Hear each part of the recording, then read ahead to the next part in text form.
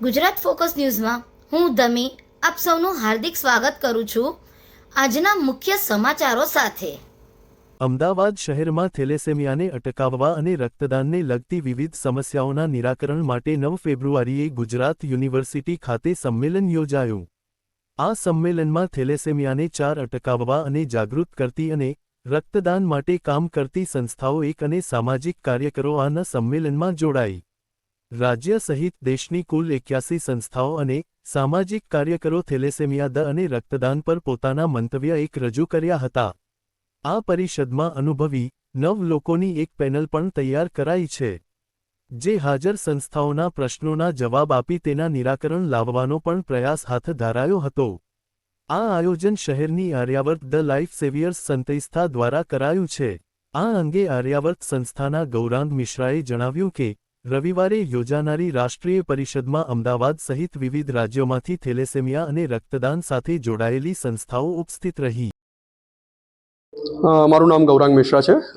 હું founder and president Aryavart the life savers NGO. કાર્યક્રમનું નામ છે પ્રયાસ।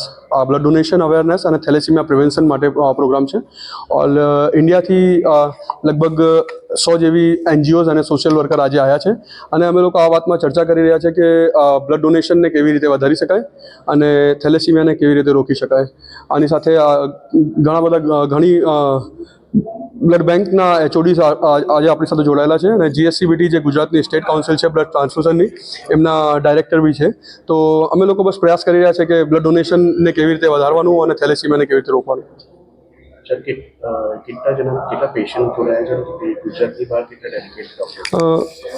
ગુજરાતની બહારની એનજીઓઝ છે, લગભગ 25 એનજીઓઝ ગુજરાતની બહારથી છે અને પેશન્ટ અહીંયા નથી। અહીંયા મતલબ જે સોશિયલ વર્કર છે એ જોડાયેલા છે આપણી જોડે। એવોર્ડ એના માટે છે જે બી આ ફિલ્ડમાં બ્લડ ડોનેશનની ફિલ્ડમાં અને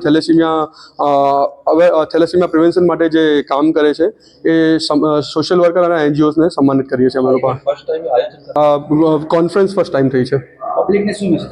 પબ્લિકને બસ મેસેજ આપવા માંગીએ છીએ કે બ્લડ ડોનેશન કરો। બ્લડ ડોનેટ દર 3 મહિનામાં બ્લડ ડોનેશન કરી શકાય। અહીંયા આજે 10થી વધારે સેન્ચુરિયન ડોનર્સ અમારી જોડે છે, જેમને 100 કરતાં વધારે ટાઈમ બ્લડ ડોનેટ કર્યું છે અને 2-3 જણા એવા બી છે જેમને 200 વાર બ્લડ ડોનેટ કર્યું છે। અને થેલેસીમિયાના વિષયમાં હું કહીશ કે પહેલાં તમે લગ્ન કરવા જાઓ તો કુંડલી પછી મળાવજો, પહેલાં થેલેસીમિયાનું ટેસ્ટ કરાવો અને થેલેસીમિયા ટેસ્ટ બહુ જ જરૂરી છે। એના વગર તમે લગ્ન જ ના કરો। પહેલાં અને ગવર્મેન્ટથી બી અપીલ કરીશ કે થેલેસીમિયા માટે અવેરનેસ માટે કંઈક કરે, પાઠ્યક્રમમાં કંઈક મૂકે, બ્લડ ડોનેશન માટે કંઈક કરે અને બ્લડ ડોનેશનને બી પાઠ્યક્રમમાં મૂકે। પાઠ્યક્રમ મીન્સ એ 8મા કે 9મા ધોરણમાં, કેમ કે ગુજરાત અને ઇન્ડિયામાં આવું બહુ થાય છે કે 10મા પછી છોકરાઓનું ભણતર છૂટી જાય છે, તો આ પ્રાઇમરી એજ્યુકેશનમાં આવવું જોઈએ। આવું અમારો પ્રયાસ છે। मैं दीपक विभाकर नाइक भारत की सबसे स्वच्छ शहर इंदौर से आया हूँ, अहमदाबाद में। और आज यहाँ पर ये प्रयास आर्यावर्त संस्था है, इन्होंने रक्तदान को लेकर जागरूकता अभियान के रूप में एक कॉन्फ्रेंस रखी है।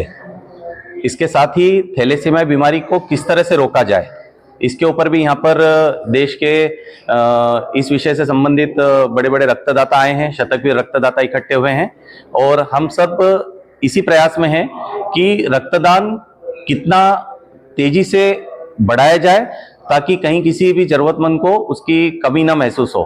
और थैलेसीमिया बीमारी जो तेजी से हमारे भारत शहर में होती जा रही है, उसको किस तरह से रोका जाए, इस पे ऊपर हम लोग सब चर्चा कर रहे हैं और इस कॉन्फ्रेंस के बाद अवश्य ही कुछ अच्छा हल निकलेगा। धन्यवाद।